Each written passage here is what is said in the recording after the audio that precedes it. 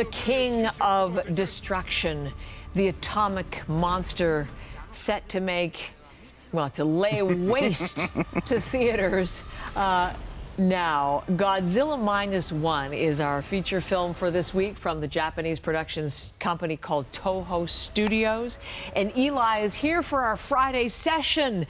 What is this, the 1,232,000nd iteration of Godzilla? This is the 37th film featuring Mr. Tall, Angry, and Scaly. There have been 33 films alone from Japan and Toho Studios. And I understand maybe your bewilderment in that there's been so many. And there's the whole like Warner Brothers franchise. We've got Godzilla and King Kong. There's a new series on Apple TV+.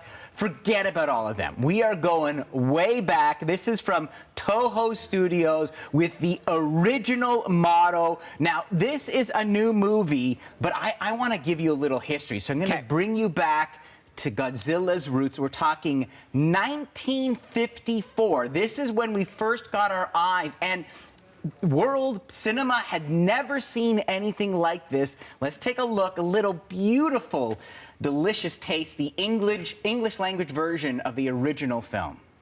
Godzilla, king of the monsters. It's alive. A gigantic beast. Stalking the earth, crushing all before it. In a cyclonic cavalcade of electrifying horror. A cyclonic cavalcade of electrifying horror. Now, I know you see that, and if you look at the footage, you think of like a guy lumbering around in a rubber suit, and you might kind of have to stifle a giggle. But remember, this is 1954. What happened in Japan, Hiroshima, that is not too far in the distance. And then here, out of the darkness, this is a dark, scary film, comes this monster of the atomic age advancing on Tokyo. There is the army, the hydro towers. They can do nothing to stop it. It lights the city on fire. The music, the atmosphere, which brings us to Godzilla Minus One. Now, while American studios have turned Godzilla into almost like an oversized wrestling match, Minus One brings the big guy back to his roots, deepening the story, but also paying tribute. Now, interesting reason why it's called Minus One. This takes place after the events of the Second World War. So Japan has been beaten, it has been bombed, it has been humiliated. It is essentially at zero. And then the appearance of this prehistoric Leviathan brings it almost backwards, hence the title, Minus One. Godzilla Minus One. I was wondering about that. Think back to 1954. There was that time lag. You know, you'd see lips move, and then you'd hear the voice. I mean, it was so wonderful back in the day. 37 movies later, we've obviously advanced in so many ways. What do we expect in this one? What should we expect? You want to see the monster? Right off the top. Are you ready? Okay. Right? Prepare yourself, everyone. So, we're in Tokyo, still picking up the pieces after the war. The sirens sound. You feel it before you see it. Now, you're going to see citizens saying, what is it? Something big. That might be the understatement of the decade. Let's take a look. That's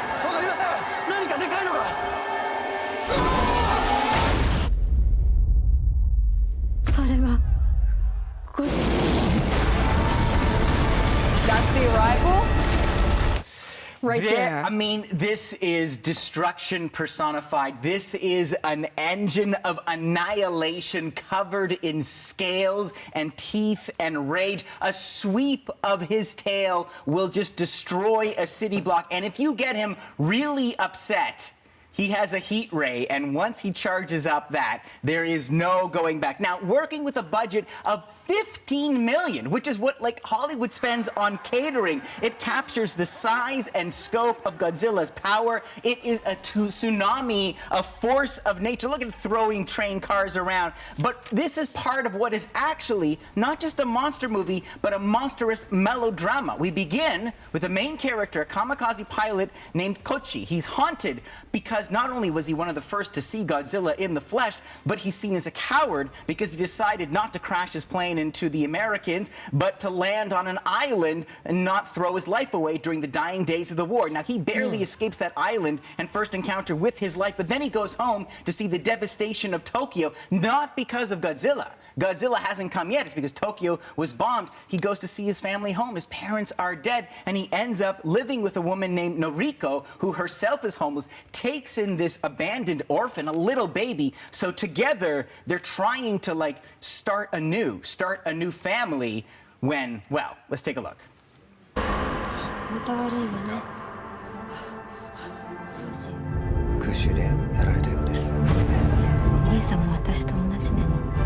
親子ともども縁あってこうして引き取ったんだから。だから私はどんなことがあっても死んではいけない。 So, as you say, there's lots of drama. Yeah, there's lots of a human thread to all of this, but more about the monster. Come on. So here's what's interesting. You look at what's happened with the recent franchise from Warner Brothers, and it's almost like we make these monsters into our buddies. Like they're always somehow, in a convoluted way, like fighting on our behalf. No.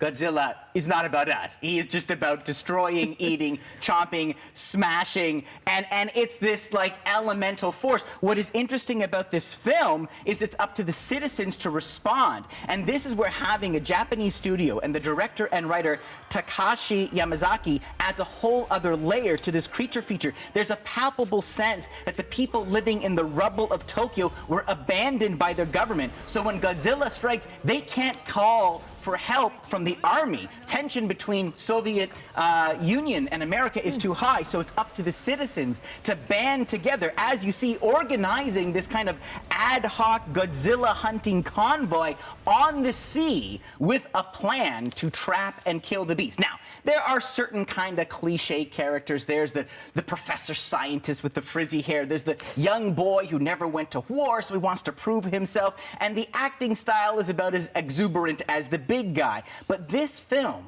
written during the pandemic, is also about exploring a sense of frustration with the government, with the people who are supposed to be protecting you. And so we see the people band together. It's about relying on yourself. It's about the guilt of survivors and the trauma of war. So under the surface, this monster movie gives us insight to the Japanese condition.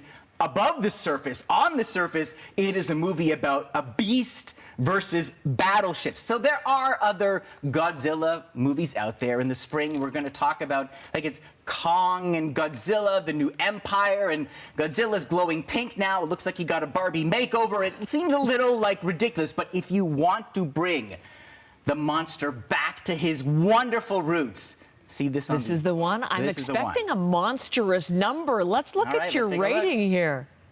There you go, yeah.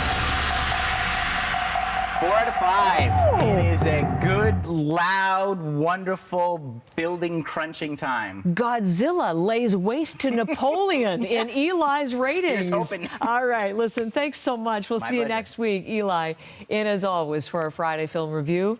Godzilla this week. Thanks.